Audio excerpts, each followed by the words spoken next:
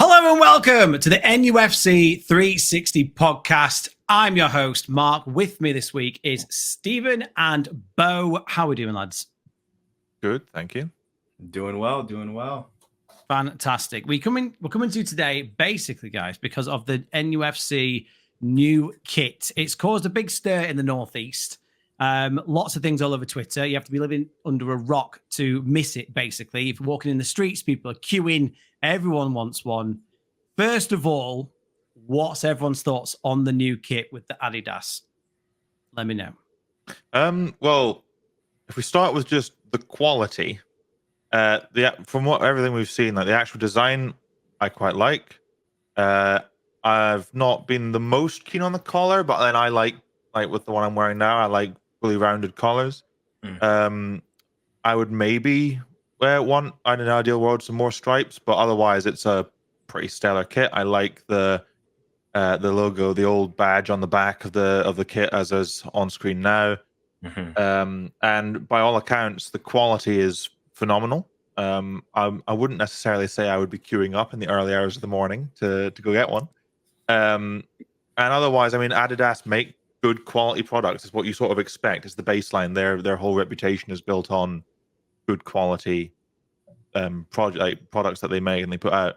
The one issue I have with it, well, there's two issues I have with it. The base shirt for the authentic version, the authentic and the normal one, the normal one being 80 quid and the authentic one being 110 before personalization, which is another 16 pounds, and then another £6 if you want the Premier League badge. If you want the pro version, which is already sold out online, you paying what's that, £122, which is crazy. Yeah. We've got to get that FFP sorted. So that's if we all band together, if we all buy a shirt, we might be able to get through this year's books. But what's your thoughts on the kit? Initial thoughts on the aesthetic? Yeah, man, I like it a lot. It's very clean. I understand Steven's concerns about the collar. I know this past year's collar was definitely, it looked a little bit more aesthetically pleasing. I will say very nicely there by Steven. Right. I will say I've seen a couple people complain a little bit just about the thickness on the stripes, and I understand. I understand people's concerns with it, but when the games are actually going, you won't really be able to tell too much of a difference, and you can just tell the fabric itself is a lot better than what Castore had the last couple of years. I will say the price as well is one thing that I'm looking at also, because I know over in the UK it's about 80 quid. In the States, you're looking at $105 just for the regular one. And I want to say the authentic one is around 150. So postage, mate, that's what that is. It's got to go a long way. Yeah. And I know they do free shipping over $175, but for the average consumer, that could be a little bit more. I know NFL jerseys for the most part aren't even that much. So they're not. Okay. I mean, for me, when I first saw it, it's nice. We've had a lot worse. I am a stripy man. I like my stripes, like what Steven's wearing now. I prefer more stripes. I think someone said it was harking back to a kit from, I can't remember what year it was off the top of my head, but it was when Sir Bobby Robson was there with the NTL sponsor on the shirt. I really like the seller. I think the seller, it's kind of, you don't really notice it, which is the best thing about a shirt sponsor. Yeah. Which is what I really do like. I just bit too thick, but it is growing on me. And obviously you've got the three stripes down the arm. Iconic, really like it. But the most important part of this is that it's giving us loads of money. So much money. I saw a graphic the other day of the differences in between all the new sponsorship deals that we've got, and it's night and day. I mean, I say night and day. It's just matching up to what everyone else is doing. One quick question. You touched on it before. For people that don't know, didn't see, the person who got the first shirt from the store started queuing at midnight. He said he was wandering around the tower. He didn't know what to do, and so he started queuing at midnight. What time would you have queued? How long are you putting on your time in a queue to get a shirt? What's your limit? Because mine's about 10 minutes. I'm refreshing it on the website and ordering it online. I'm not going out at midnight unless there's alcohol involved. I'm not going out at midnight and standing in a line to get a football top. I'm not going to pay bloody 126 quid for one at that.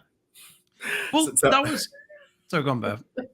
So I was going to say, for those of you who like to game, the last time I stood in line in a line or in a queue for a midnight release was Call of Duty Modern Warfare 3 in 2008. Yes, me too. You know, I've never stood in a queue for a jersey or for clothing or any of the sort of that.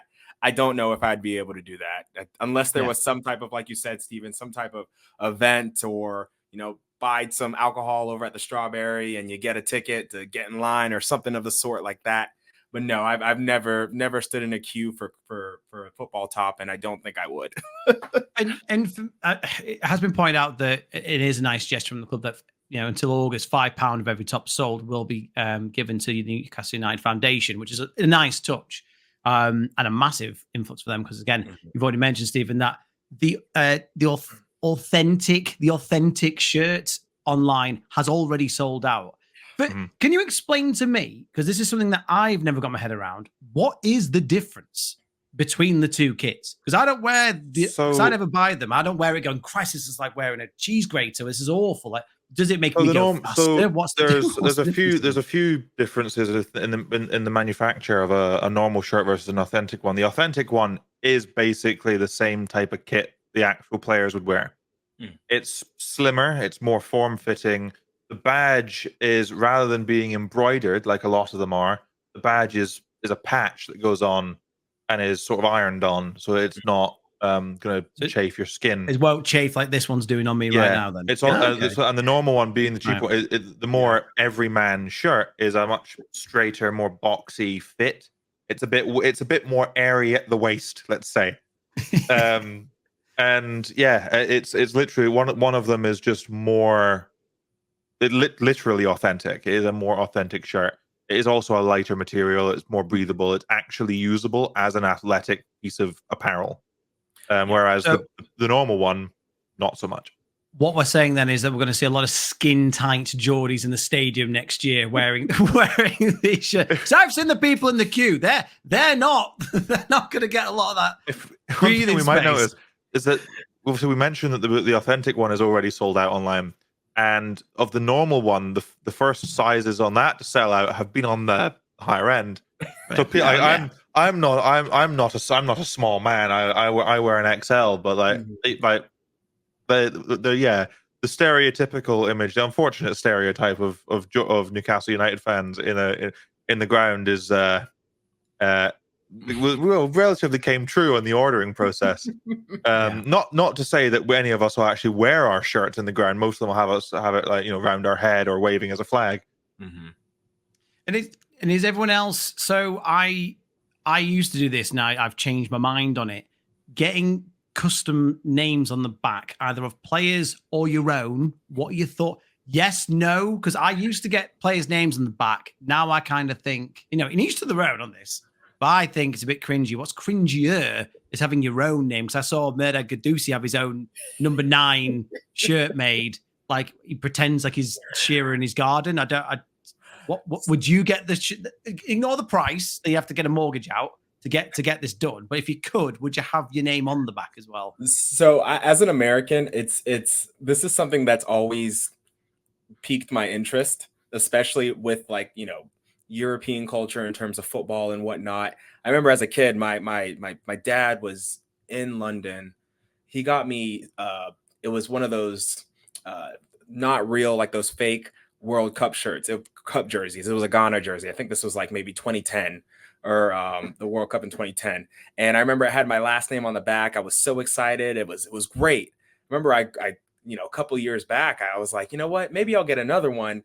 And then I hopped on social media and everybody was like, nope, if you get your last name on there, nope, can't do that. That's a no-no. That's a no-no. And it's definitely a culture shock in the funniest way. So now I'm like you, Mark. Like if I get a jersey, it might have somebody's name on it. If they're a class player, you know, if it's Isaac, I feel like they're going to be here for a while. I might do it, but there's not going to be any more Nsua's on there, no Bo's on there, nothing of the sort. Just either flat, empty, or, you know, world class player. Yeah. So are you a player name, your name, no name? I'm What's on that personally. one? What's that one that you got? What is this? This one. Steve-O. This one. So this one is blank. There we go. But this one was not a purchase of mine. Looking at it, 'cause I never purchased a Fun 88 one. I'm wearing my Fun 88 one I was given as a gift. In terms of the other ones I have the season just gone, the 23-24 season home and away kit. I've got Botman on the home kit, and I've got Isak on the away kit.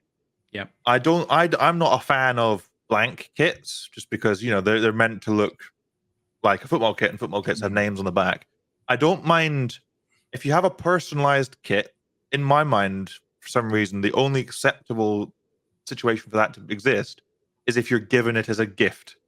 If someone says, "Oh, I'm gonna get Bo a top. I'm gonna get him, the greatest sports teams in the world, a Newcastle United top and a Pittsburgh Steelers jersey, and we're gonna get a player, his name on the back of both."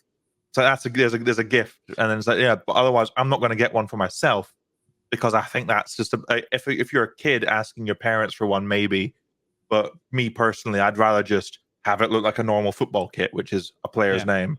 And like Bo says, you usually go for the best players in the team or your favorite players, like Botman and Isak. Obviously, Botman not playing much this year, but whatever.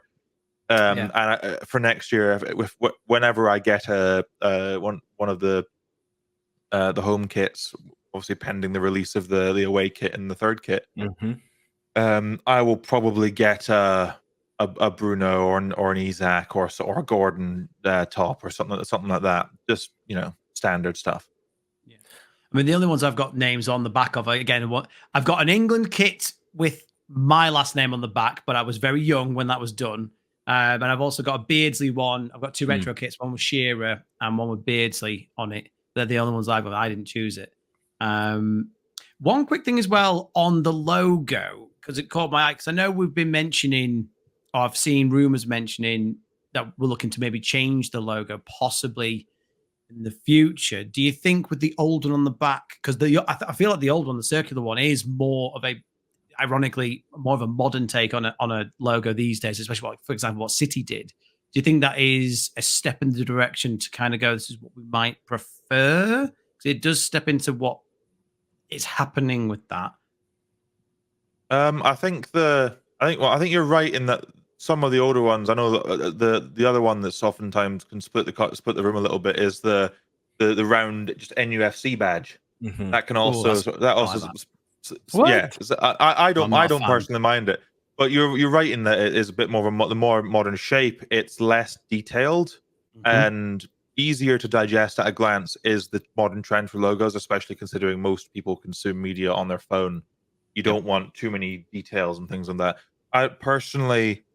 I don't mind. Like our logo has changed so drastically over its lifetime that I have no real issue with it changing. I like the current badge, but I've also liked older badges and other versions. And as long as it's a tasteful design and it doesn't look really naff or overly simplistic, then I don't mind. As long as we don't end up with a Juventus. Yes. Or an Inter Milan badge, then we're fine. Yeah. No, I'm not a fan of those new age overly simplistic the ones that are just like the letter, or just like a shade or something of the sort like that. I'm not a fan of those as well. I'm the same. I like what though I don't like Villa. I like what Villa's done. I like what City's done.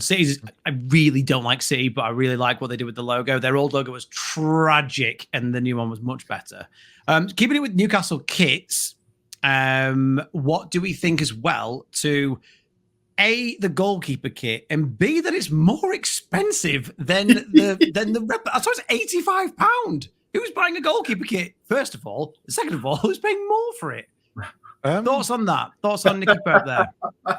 I mean, I don't mind the design. I mean, goalkeeper kits always are a bit out there, or they're often just a bright neon color to contrast with the rest of the team and whatnot.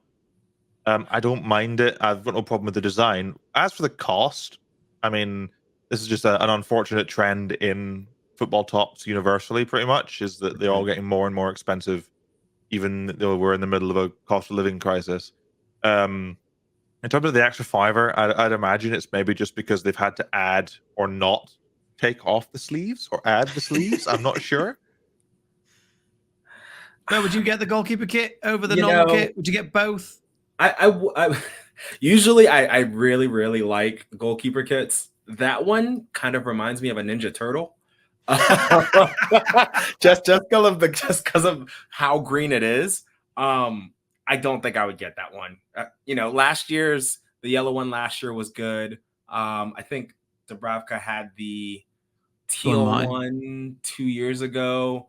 The one that always sticks with me actually is 3 years ago when he had the purple one. I think it was. I like that. It was like a teal purple. Yeah, that one was a really good one as well. But I am curious now. We don't know what the away one or the third one looks like in comparison to last year's. And obviously, if the trend continues with a third one or away one having some type of green in terms of Saudi or whatnot, I will be curious to see if there's going to be an alternate one also. But we'll see. Depending on what it looks like, maybe I'll have to buy the second version of it or something. Are we hoping more? Because again, this is where Adidas can just go for the nostalgia and either go for like the blue and the orange one, or I think they can go for the horizontal maroon and blue one again. Do you think they go for that, or do you think that our Saudi overlords want us to continue on doing the Saudi kits? And are you bothered about the away kit, Stephen? I think there will be an alternate kit, or either the alternate or the away kit will be green in some way. I think we will see another white and green kit. Just because it literally it's from a business point of view, it is a no-brainer. We have a largely untapped market in Saudi Arabia that's a very young market and is open to a lot of expansion of marketing in terms of selling our jerseys and being the biggest Prem team there. So having a kit that's more akin to the Saudi national team makes a lot of sense, regardless of the vacancy of morality around it all. In terms of the away kit, I'm thinking more like last year's away kit. I was a big fan of last year's away kit. I like sort of the abstract designs and all that sort of stuff. It's really, really neat. It's probably one of my favorite away kits in a long time. I hope they go with another interesting design, and they don't sort of start off on a sort of pretty basic footing. I wouldn't mind if they go for the 95 to 97 maroon and blue stripe, because a lot of the launch of this has been sort of harking back to the past of the club. You've got the old logo on the back. You've got Shearer and Shola and other people involved in the shooting of the advert for it, the launch video. So I think they maybe could go for the horizontal stripe. I wouldn't mind it, but I personally would want more of last year's. And one other thing, I'm just thinking about that, going back to the goalkeeper kit as well. This is maybe a more amusing comment for you, Bo.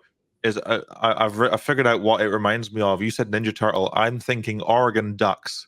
Yes.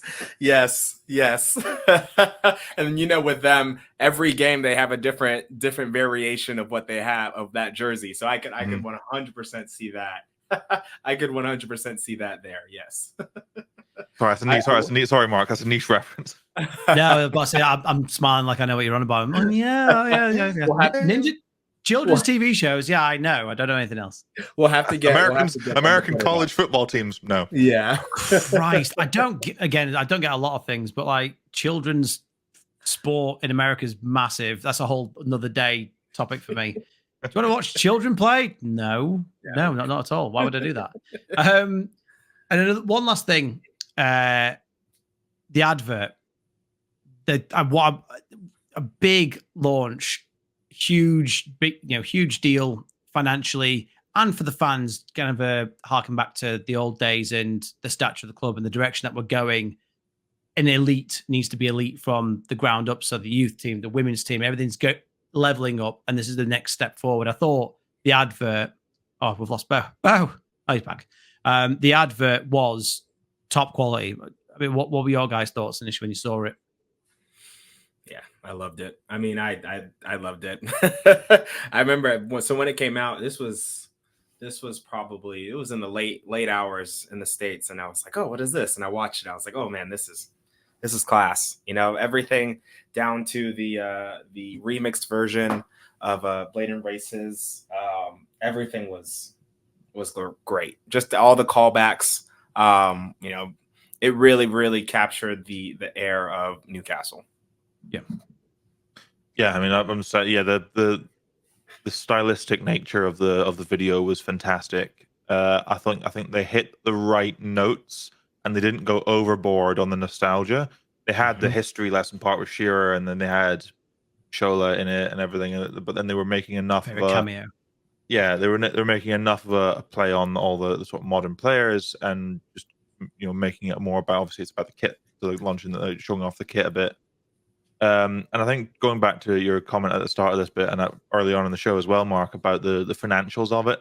I mean, you mentioned like we need to become elite in everything we do. I mean, this launch also sees us being part of Adidas's select elite category of clients. So you'd think they have a multi-tiered system of different sort of levels of club that they have, and the elite clubs in their eyes are, I think, clubs like Bayern, Man United, Arsenal, Juventus, Real Madrid, and there's a few others, and then there's us. So they clearly see the potential in our brand to actually have us alongside those clubs and give us the attention we're getting. And then obviously the financial aspect, we've got the biggest kit deal outside the top six, 30 million a year, and then it's going to give us about another 12 million a year in commission, which is about average for a team. The Adidas deal, teams tend to earn about 7.5% of every kit. We're a bit away from the likes of Liverpool, who earn 20% of every kit and bit of merchandise sold. But you'd have to be one of the handful of best teams in the world really to get that sort of deal, and we're just nowhere near that. But 42 million a year from about 9 million a year, 8 million a year from Castor is huge. That's if you want, in terms of amortization every year, that's the fees of multiple players every year in terms of amortized fees on an annual basis. So it should, along with other commercial deals, we've obviously seen the exclusivity deal with JD Sports come up, and that not being on sale in Sports Direct anymore. Haha. It's paying. I love it. Yeah, and that'll also be, there will be some small fee involved in that, being that exclusivity deal coming into place. So yeah, in terms of a financial aspect from a business standpoint as well, it's all very, very positive. Yeah, it's just it's exciting times, especially like you say the history aspect of harking back to old times. Adidas and Newcastle having, at least in this region, having such a sort of storied history together as well. It's all very, very exciting, very positive. It is. I mean, I can't remember the last time a kit has caused such a stir. I think the only time I can think of a time that the kit had got this much notoriety was when we were relegated and we got the banana kit. Was the last time I saw our kit plastered everywhere. That wasn't, and because as fans, you sit in a bubble of Newcastle fans, so we're the biggest team in the world according to us. But I'm seeing on like Talk Sport and in all the other, Sport Bible and all these other media outlets that are focusing on just our kit launch. Like it's everyone else has their kit launch, but this year it's a big deal, and it's pushing us in the right direction for a good reason, not the banana kit. I was gonna say, gone are the days with Grant telling everybody to form an orderly queue on Twitter for the kit release. Exactly. It's gone are the days of Wonga. And Puma and Castor. I mean, what I did like very quickly before we wrap this up is also the training gear that they've got as well. Really like the look of that. There's a white one. Oh, thank you. There we go. What's better than that? The one on the right hand side for me, the one with Jacob Murphy there. That's probably the one I'll get, to be honest. And if I can look as hench as Eddie Howe does in his, I'll definitely go for there. He looks jacked. I don't think he looks happy to be there.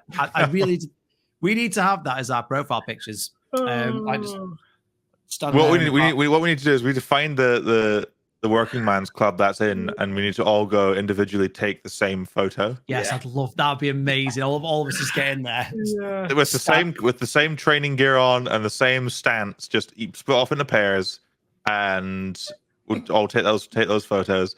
I agree. I think the training kit on the right. I especially like. I'm a big fan of the retro Adidas logo as well on it. I am. The sort of 3-pronged stripe. Yeah. Low badge is really cool. The design being nice and retro, and a lot of it fits because Newcastle is a pretty retro town in a lot of ways, and like, a lot of that sort of fashion has and sort of maintains a level of popularity up here. The white and black sort of training kit, sure.